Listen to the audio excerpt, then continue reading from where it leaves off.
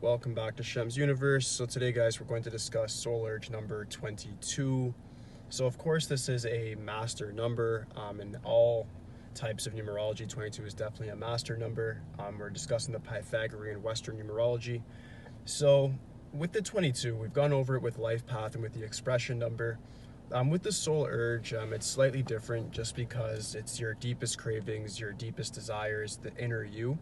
So this, if you have this as a soul number, I'd estimate that it might be hard to, per se, like understand it fully. And the reason I say that is because it's a very, very powerful vibration. And with powerful energies like that, it tends to take almost a lifetime to even understand the depth of like what type of energy you have and what you're capable of. This is why people on like deathbeds end up having like life regrets, and they end up just saying that they wish they did things differently, just because things do happen where you start to realize your potential maybe sometimes too late. So I hope if you're watching this video in your soul urge number 22, you're still young, and even if you're old, you're still able to manifest what you want. So let's get right into it. So the number 2, of course, stands for the moon, and it's double lunar energy, which means double moon. To give you guys a little bit of a recap on that, the moon just means the subconscious, the shadow self, the dark side, the feminine energy, the yin. So with that being said, when you have that type of energy and double it, that means that you're able to really like manifest things almost like supernaturally. Like you're not really like physically trying to get it, but it kind of just attracts you because it's what you're thinking about.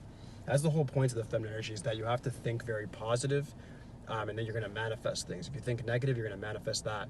It's just ultra like really enhanced for you guys if you have the soul urge number of 22, that you'll naturally just pick things up and manifest them, whether or not you're really trying to necessarily or not, but it's whatever your subconscious programming is.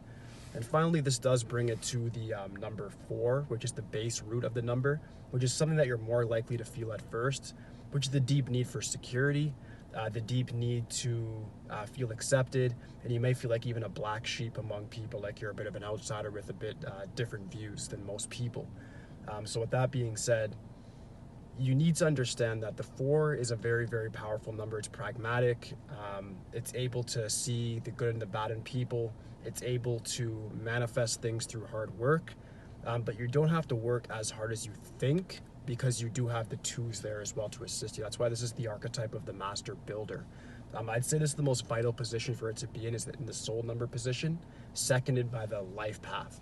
But like when it's in the soul number position, that literally means that your soul's vibration is naturally like this. So it doesn't necessarily mean that you have to like learn about how to manifest things. It's kind of naturally ingrained in you already, but it's just in order for you to actually meditate or find the mindfulness and actually be aware of like where you stand in life and like what your actual energy consists of.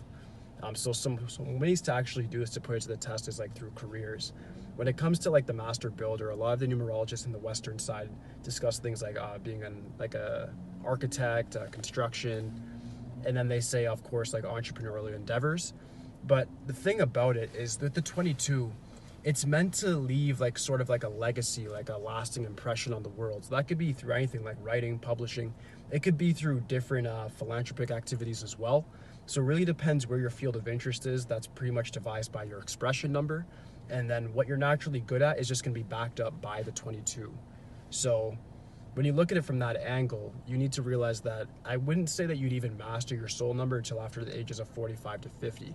Before then, you're probably just going to be vibrating on the 4's vibration, where you're working hard, you're still manifesting things, you're still getting ahead, but you're still having a bit of a hard time with, per se, getting things naturally or easily.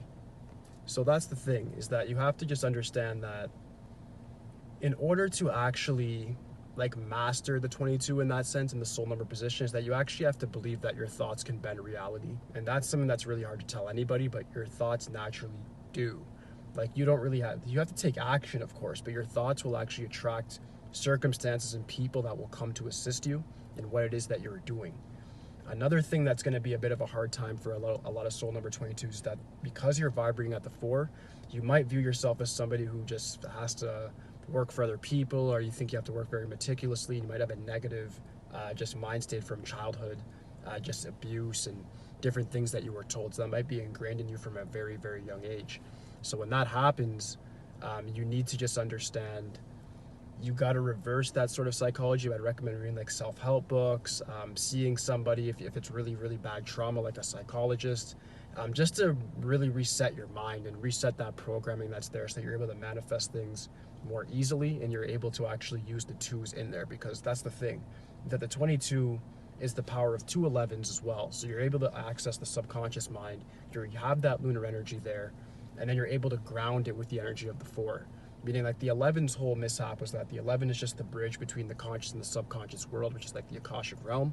But the 22 now actually brings the Akashic realm, all those ideas that you'd have as an 11, but it grounds them with the 4. It actually brings it to this physical realm, and it actually shows itself very, very clearly. So the whole point of this is that you need to overcome the abuse that you may have faced in childhood. You need to overcome the negative feedback loop that you may have been manifesting from a very young age. And when you can get past these things, you can then focus on your career and occupation and your family and different relationships. And all those things will come together with that switch of mind state.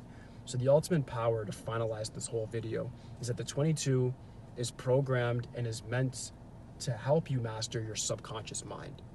If you're able to master the subconscious programming that you have, you will easily manifest anything that you would like with the 22. All right, so that would be it for the video on master number 22 with the soul urge position. Tomorrow I'll be doing the video on the 33, and that will finalize the soul number series. Please guys, just like, subscribe. Aside from that, holla at me, that's it.